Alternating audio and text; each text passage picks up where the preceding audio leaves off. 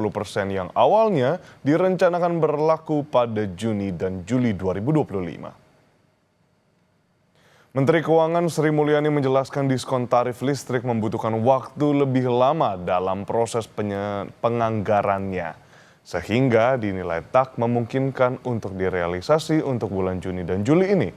Gantinya, pekerja dengan gaji 3,5 juta rupiah atau kurang, serta guru honorer akan mendapat bantuan subsidi upah senilai Rp300.000 untuk bulan Juni dan Juli.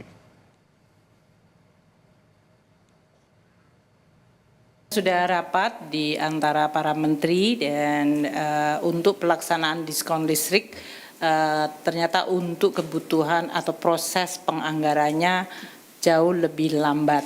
Sehingga kalau kita tujuannya adalah Juni dan Juli, kita memutuskan tidak bisa dijalankan. Sehingga yang itu digantikan menjadi bantuan subsidi upah.